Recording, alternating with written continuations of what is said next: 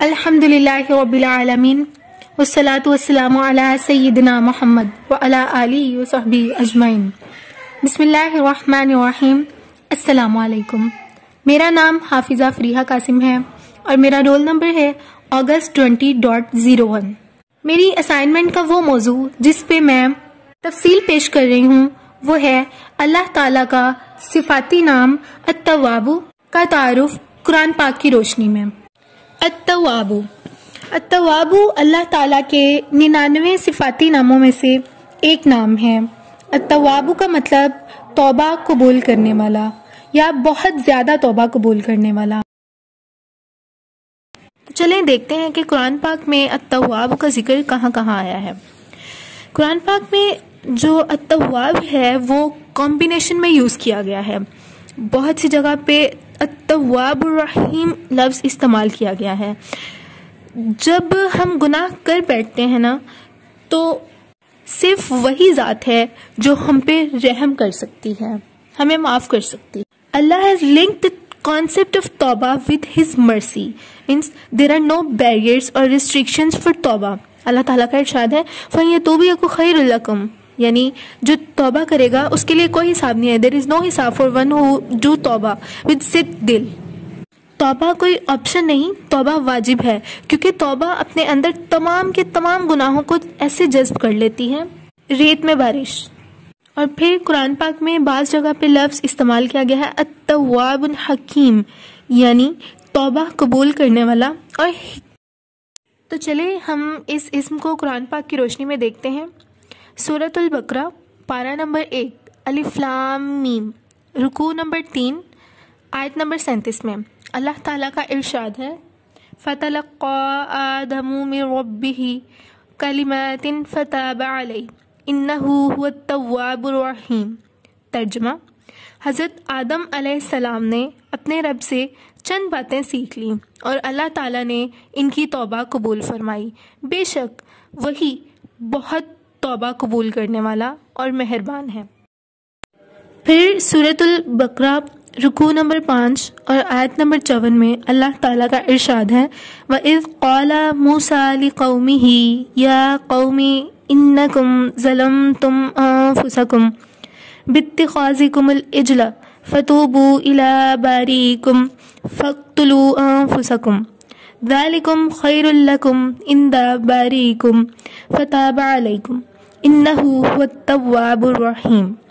ترجمہ، جب حضرت موسیٰ علیہ السلام نے اپنی قوم سے کہا کہ اے میری قوم، بچھڑے کو معبود بنا کر تم نے اپنی جانوں پر ظلم کیا ہے، اب تم اپنے پیدا کرنے والے کی طرف رجوع کرو، اپنے آپ کو آپس میں قتل کرو، تمہاری بہتری اللہ کے نزدیک اسی میں ہے، تو اس نے تمہاری توبہ قبول کی، وہ توبہ قبول کرنے والا اور رحم و کرم کرنے والا ہے۔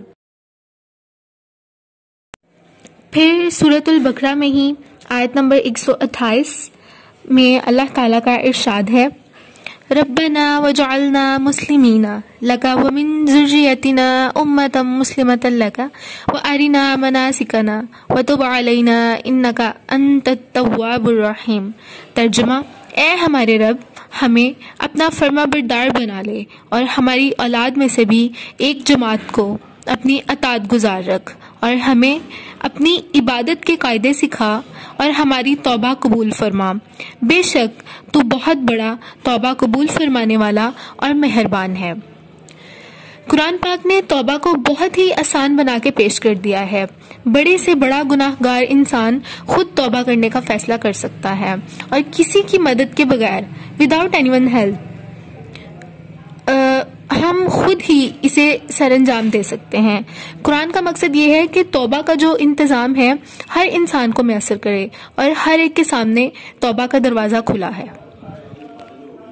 قرآن پاک گناہ گار کو در بدر بھٹکنے کی بجائے فوری طور پہ توبہ کرنے کا رستہ دکھاتا ہے، کیونکہ صرف اور صرف یہی وہ طریقہ ہے جو اسے بدل سکتا ہے اور گناہوں کے رستے سے نیکی کے رستے۔ پھر پارہ نمبر 2 سیقولو آیت نمبر 160 میں اللہ تعالیٰ کا ارشاد ہے اِلَّا الَّذِينَ تَابُوا وَأَصْلَحُوا وَبَيَّنُوا فَأُولَئِكَ أَتُوبُ عَلَيْهِمْ وَأَنَا التَّوَّابُ الرَّحِيمُ۔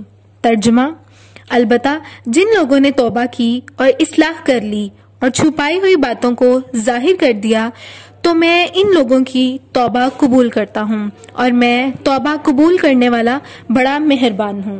بے شک توبہ کی تکمیل صالحیت سے ہوتی ہے۔ توبہ اپنا عملی ثبوت مانگتی ہے۔ اس کا ایک ثبوت یہ ہے کہ آدمی اس گناہ کو یا تو دوبارہ نہ کرے جس سے اس نے توبہ کی، یہ ضروری ہے، لیکن یہ بھی نہ کافی ثبوت ہے۔ اصل ثبوت یہ ہے کہ آدمی کی زندگی میں صالحیت اور صالحہ اعمال کی وجہ سے بہار آ جائے۔ قرآن مجید میں توبہ کو اصلاح کی راہ کے اہم ترین سنگ میل کے طور پہ پیش کیا گیا ہے، اور توبہ کی قبولیت کے لیے اس کے بعد صالحیت اور اعمال صالحہ کو بے حد ضروری قرار دے دیا گیا ہے۔ تو پھر جو ظلم کرنے کے بعد توبہ کر لے اور اپنی اصلاح کر لے تو اللہ کی نظر عنایت اس کی طرف مائل ہو جائے گی، اور اللہ تعالیٰ درگزر کرنے والا اور رحم کرنے والا۔ اب ہم سورۃ البقرہ کے بعد سورۃ توبہ میں دیکھیں گے کہ اللہ تعالیٰ کا توبہ سے متعلق کیا ارشاد ہے۔ پارہ نمبر 11 سورۃ توبہ، رکوع نمبر 13 اور آیت نمبر 104۔ أَلَمْ يَعْلَمُوا أَنَّ اللَّهَ هُوَ يَقْبَلُ التَّوْبَةَ عَنْ عِبَادِهِ وَيَأْخُذُ الصَّدَقَاتِ وَأَنَّ اللَّهَ هُوَ التَّوَّابُ الرَّحِيمُ۔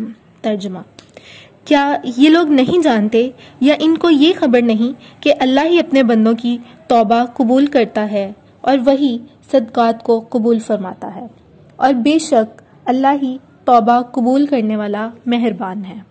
قرآن مجید میں توبہ کا ذکر صرف دنیاوی زندگی کے لیے آیا ہے۔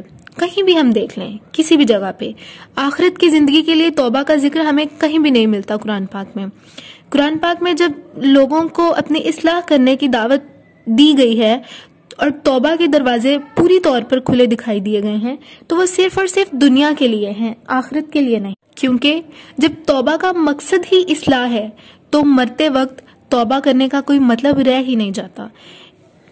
ایسی بے مقصد توبہ کو اس نظام کائنات میں کیسے جگہ مل سکتی جس نے اس کائنات کو بے مقصد نہیں بنایا؟